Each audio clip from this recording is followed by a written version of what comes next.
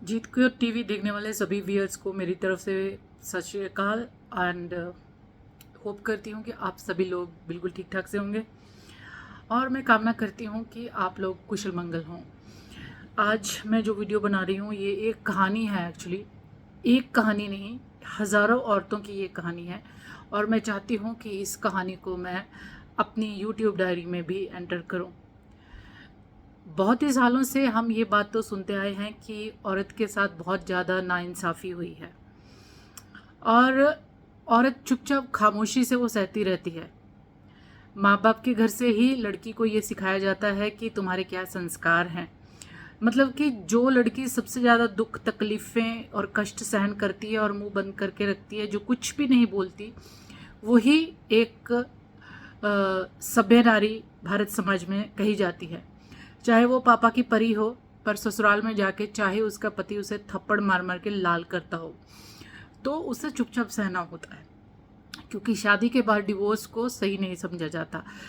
बेटी पराया धन है और वो धन लेकर दहेज के साथ अपने माँ बाप के चुने हुए रिश्ते को लेके पूरी ज़िंदगी बिताएगी। और ये भी कहा जाता था और कहा जाता भी है अभी भी बहुत सारी जगह पे कि अब तो डोली पे जा रही है तो अर्थी पे ही उस घर से वापस जाना। मतलब ये है कि औरत का कोई घर नहीं होता। जिस घर में वो पैदा होती है, जिस घर की वो बेटी होती है, जहाँ पे उसने अपना बचपन और बड़ी होती है, जहाँ पे सब कुछ सीखा होता है, एक टाइम आने पर वो उसे छोड़ के दूसरे घर में चली जाती है जो जिसके बारे में उसे कुछ नहीं पता होता। और वहीं पे उसका चाहे अच्छा हो या बुरा हो या शोषण हो, उसे चुपचाप सहन करना होता है, क्योंकि यही संस्कार होते हैं एक्चुअल में हमें सिखाए जाते हैं। मुझे भी यही संस्कार सिखाए गए थे, पर मैं ये संस्कारों को अब बिल्कुल नहीं मानती, क्योंकि वो एक बहुत बड़ा गुनाह है जब हम किसी गुनहगार को अपने ऊपर जुल्म करने देते हैं। तो मैंने अपने आप को चेंज किया, हालातों ने मेरा साथ दिया। तो ऐसी बहुत सारी औरतों से मेरी हमेशा बात हुई है और मैंने अपने यूट्यूब में पहले बहुत सारे ऐसे कहानी बताए हैं जो कि सचमुच की घटनाएं हैं। और आज भी मैं आपसे ये कहना चाहती हूँ कि बस बहुत हो गया, विक्टिम प्ले करना बंद करो। कि ये कहानी एक ऐसी औरत की है जिसकी शादी होती है। शादी होने के बाद शादी ऐसी जगह पे होती है जिसका पति एनआरआई होता है, अमेरिका में होता है और उम्र में भी काफ़ी बड़ा होता है उससे, पर माँ बाप ने उससे शादी इसलिए की क्योंकि वो एनआरआई है। और क्योंकि पहले क्या होता था कि थोड़ा टाइम ज़्यादा लगता था, तो लड़कियां पढ़ी लिखी नहीं होती थी ज़्यादा, गाँव की लड़कियां, तो उसे शादी के 5 साल बाद में इमिग्रेशन मिला या उसे 5 साल लगाए वहाँ ले जाने के लिए। तो उसके 2 बच्चे इंडिया में हो चुके थे, जो कि लड़की पढ़ी लिखी भी नहीं थी, अब 2 बच्चों की माँ बन चुकी है और एनआरआई की बीवी बन चुकी है एंड पति अमेरिका में है। माँ बाप ने ये भी नहीं पूछा कि तेरा वहाँ पे घर है, तू काम क्या करता है, तेरी कितनी इनकम है, कुछ नहीं पूछा जाता। बस वो अमेरिका से आता है और उसकी शादी हो गई है। अब क्या हुआ, जब 5 सालों के बाद ये पत्नी पति के पास रहने के लिए अमेरिका में पहुंचती है, तो क्या होता है कि उसके पति उसके साथ मारपीट करता है। मतलब कि उसे ये एहसास होता है कि ये वो जो बीवी, जो मेरे 2 बच्चों की माँ है, जो मेरी रिलीजियस वेडिड वाइफ है, तो वो मेरे लायक नहीं है, इस यहाँ पे रहने लायक नहीं है। तो वो उनका क्या होता है, एक तो गांव की बीवी और पढ़ी लिखी नहीं है और अमेरिका में चले जाती है सीधे घर से निकल के, और कहीं आने जाने भी नहीं दिया जाता। ज़्यादातर लड़कियों को गांव में कि मायके में और ससुराल में ही होती है उनकी ज़्यादा आना जाना। वहाँ से सीधे अमेरिका जैसे माहौल में पहुंची जहाँ पे उसे पता नहीं है कि कितने इंडिपेंडेंट हैं लोग और क्या कैसे करना है, और 2 बच्चों की माँ है। वहाँ जाते ही उसको तीसरा बच्चा भी हो जाता है। तीसरा बच्चा थोड़ा सा मेंटली रिटायर्ड समझ लो या मेंटल इश्यूज के साथ ही पैदा होता है, अब नॉर्मल। तो वो उसकी देखभाल में और 2 बच्चों की देखभाल में, अब ये पति है, अब इसकी फैमिली यहाँ पे आ गई है, तो उसे और ज़्यादा काम करना पड़ रहा है क्योंकि उसके खर्चे बढ़ गए हैं। और वो पति की एक्सपेक्टेशन एक्चुअली वैसी बीवी की होने की है जो कि वहाँ पे ऑलरेडी बीवियाँ हैं लोगों की, जो काम करती हैं, जो इंग्लिश में बात करती हैं, जो पैसे कमाती हैं, बहुत फिट फाट है। तो फिट फैट है, तो उस बात के वजह से उनके झगड़े होते थे, क्योंकि आदमी की एक्सपेक्टेशन पत्नी से ऐसी थी और गाँव की बीवियाँ जो हैं वो पति से कुछ और एक्सपेक्ट करती हैं, या बीवियाँ ज़्यादातर कुछ और एक्सपेक्ट करती हैं। तो उनका आपस में झगड़ा होना शुरू हो गया। झगड़े के साथ साथ मारपीट शुरू हो गई, और मारपीट शुरू होने के साथ साथ उसे ये भी एहसास हुआ कि उसके पति के एक्स्ट्रा मैरिटल अफेयर्स हैं बाहर, पर वो कुछ भी नहीं कर सकती थी। आपस में ही बातचीत होती, झगड़े होते, और उसके बाद सुलह हो जाती। तो ये झगड़े बढ़ते बढ़ते इतने बढ़ चुके थे कि उस औरत को मार पीट रोज होने लगी उसके साथ। तो एक बार तो मार ऐसी पड़ी कि उसके मुंह पे एक ऐसा बॉक्सिंग जैसे पंच मारा कि उसकी नाक से ब्लीडिंग होने लग गई। वो ब्लीडिंग इतनी फास्ट थी कि उसे अमेरिका के हॉस्पिटल में जाना पड़ा, जहाँ पे डॉक्टर्स को ये डाउट आया कि ये नेचुरल ब्लीडिंग नहीं है, कहीं हिट हुआ है या मारा है या कुछ किसी ने बहुत पंच किया है, हार्ड पंच किया है। तो उसके बाद में पुलिस केस होता है, और वो एक जो है उसकी चीज़ रिकॉर्ड हो जाती है कि इसके पति ने इसे मारा है। तो उसके पास एक प्रूफ हो जाता है कि हाँ, इसका पति इसके साथ मारपीट करता है।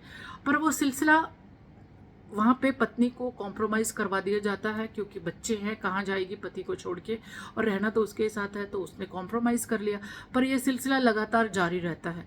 तकरीबन 20 सालों तक ये सिलसिला चलता है। 3 बच्चों की माँ, जो कि 50 साल से ज़्यादा की उम्र की है, और उसके पति ने उसे छोड़ दिया है, और उसके बच्चे भी अब जो इंडिया से पैदा हुए थे वो भी बड़े हो चुके हैं और इंडिपेंडेंट हैं, मैरिज कर ली है, और माँ को नहीं पूछते, और वो लेडी अकेली है। अपने एबनॉर्मल तीसरा बच्चा जो अमेरिका में पैदा हुआ, अब ये पति ने इसको छोड़ के दूसरी शादी कर ली है। पता नहीं है वो कॉन्ट्रैक्ट मैरिज है या किस टाइप की मैरिज है, पर वो पति अब दूसरी औरत के साथ रहता है। और ये जो बीवी है ये अनपढ़ है, इसे अभी भी ये नहीं मालूम है कि मेरे को कुछ गवर्नमेंट लेवल के बेनिफिट्स मिल सकते हैं, क्योंकि उसने कोई काम नहीं किया, तो पता नहीं किस टाइप के बेनिफिट्स उसको मिल सकते होंगे, उसकी नॉलेज भी नहीं है।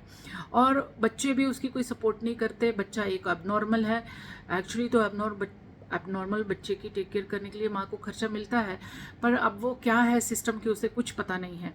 अब वो औरत इतनी बेसहारा हो चुकी है कि उसके ये समझ नहीं आता कि वो अपनी ज़िंदगी कैसे करे। उससे रेंट नहीं दिए जा रहे, उसके गाड़ी में पेट्रोल डालने के लिए पैसे नहीं होते, जो कि अमेरिका में रहती है। ये जो सपने गांव वाले देखते हैं कि हमारी बेटियां बाहर जाके बहुत खुश होंगी, तो ये बहुत ही झूठे दिखावे वाले सपने हैं। अगर आप सचमुच चाहते हैं कि आपकी बेटी किसी भी कंट्री में या अपनी ही कंट्री में खुश हो, हमेशा खुशहाल रहे, तो उसे एजुकेशन दीजिए, उसे इमोशनल ग्रिप मत दीजिए, उसे ये मत सिखाइए कि तुम्हारे संस्कार क्या कहते हैं, तुमको संस्कारी बहू और बीवी और माँ बनना है। उसे ये सिखाइए कि अपने पैरों पे कैसे खड़े होना है, और अगर तुम्हारा पति तुमको पसंद नहीं करता, उसके बदले में मारता है, तो उसको कैसे रोकना है। और अगर वो अपने आप को बचाव के लिए अगर पुलिस स्टेशन में जाती है तो वो उसका राइट है। ये चीज़ें अपनी बच्चियों को सिखाओ। सबसे पहली चीज़ है कि दहेज के लिए पैसे जमा मत करो। किसी NRI के साथ शादी करने के लिए, बेटी के दहेज देने के लिए, बड़े बड़े पैलेसों में शादियाँ करने के लिए, बहुत सारे गोल्ड देने के लिए, और बहुत ही लाखों रुपए रिसेप्शन पे, डेकोरेशन पे खर्च करने की ज़रूरत नहीं है। अपने बेटियों को अच्छा पढ़ाओ, उन्हें जिम में भेजो, उन्हें फिजिकल फिटनेस दो, उन्हें इमोशनल फिटनेस दो, ताकि इमोशनल लेवल पे उन्हें किसी और के कंधे की ज़रूरत ना पड़े, उन्हें रोना ना पड़े। ऐसी सिचुएशन ना हो जाए जो कि भारत में भी औरतों की होती है और दूसरी कंट्रियों में जाके उससे भी वर्स्ट होती है।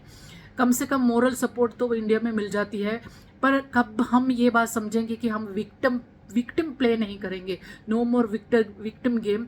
हम अभी अबला नारी नहीं हैं, हम मिच्योर हो चुके हैं, हम पढ़ लिख चुके हैं, हम अपने पैरों पे खड़े हो सकते हैं। ताकि अगर आपका पति जिंदा हो या ना हो, या किसी वजह से, और आजकल के रिश्ते 50 साल की उम्र के बाद भी टूट जाते हैं। बच्चे अपने आप को देखेंगे या माँ बाप को देखेंगे, ये ज़रूरी नहीं है। तो औरत को हर वजह से, हर तरफ से इंडिपेंडेंट, इमोशनली स्ट्रॉन्ग और फिज़िकली स्ट्रॉन्ग होना चाहिए। ये मैं इसीलिए ये कहानी कहना चाहती हूँ, कही है मैंने। तो मैं ये रिक्वेस्ट करती हूँ कि जो भी लोग ये वीडियो देखें उसे शेयर करें, और अपनी बेटियों को, अपनी बीवियों को मारने काटने के अलावा, अपने बच्चे पैदा करके उन्हें बड़े करने के अलावा, उन्हें कोई हुनर सिखाइए जो इमरजेंसी में काम आए। और औरतों को भी मैं यही कहना चाहती हूँ कि आप अपने पैरों पे खड़ा हो जाए, दूसरों की कमाई पे जिंदा मत रहें। ये ज़रूरी नहीं कि बाप, भाई और पति और बेटे के अलावा औरत जी नहीं सकती। औरत सब कुछ कर सकती है अगर आप में दम है और अगर आपके पास पैसा है, आपके पास एजुकेशन है। आप किसी भी कंट्री में इज्जत से, अच्छे से पैसे कमा के इज्जत से रह सकते हैं, अकेले भी, बिना शादी किए हुए भी। और पति के साथ भी अगर आपको रहना है तो अगर पति लाखों कमाते हैं तो आप भी कुछ कंट्रीब्यूशन कर सकती हैं उसमें, आपको कल के दिन वो छोड़ दे। बहुत ही ज़्यादा इनसिक्योरिटी रहती है औरतों को। बहुत सारे ऐसे क्वेश्चंस होते हैं, मेरे पास आते हैं, मुझसे बात होती है कि कहीं मेरे पति का एक्स्ट्रा मैरिटल अफेयर तो नहीं। ये बातें होती रहती है मेरे साथ और औरतें कुड़ती रहती हैं, डिप्रेशन में है, स्ट्रेस में है, एंजाइटी में है, उनकी मेडिसिन चल रही है। तो मैं यही कहना चाहती हूँ कि आप अपने आप को अपने पैरों पे खड़ा कीजिए। किसी भी औरत को किसी भी कंट्री में, हम भारत जैसे देश में पैदा हुई औरतें हैं और बाहर सेटल होने के लिए भी बहुत सारे कानून हैं, बहुत सारे काम हैं जो औरतों को मिलते हैं। तो वो काम कीजिए, अपने आप को फाइनेंशियली इंडिपेंडेंट कीजिए, अपने आप को एजुकेट कीजिए, इमोशनली डिपेंडेंट मत हुए, इमोशनल ब्रेकडाउन मत कीजिए। कोई रिलेशनशिप टूट जाता है तो औरतें रोने लग जाती हैं।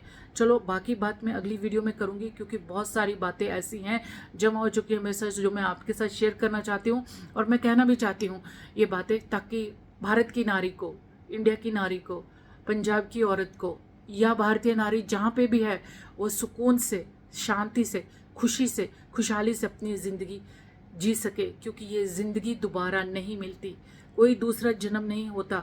इस भगवान ने हमें पैदा ही इसलिए किया कि हम अपने आप को प्रूव कर सकें, इम्प्रूव कर सकें, अपनी ज़िंदगी में खुश रह सकें। हम बिना मतलब की बातों पे कुड़ी हुई, जली हुई, मरी हुई रहती हैं, दुखी रहती हैं, वो ज़रूरी नहीं है। विक्टिम मत बनिए, अपने आप को कामयाब बनाइए। इमोशनली डिपेंडेंसी की कोई ज़रूरत नहीं है, इमोशनली स्ट्रेंथ होने की ज़रूरत है। Thank you for watching.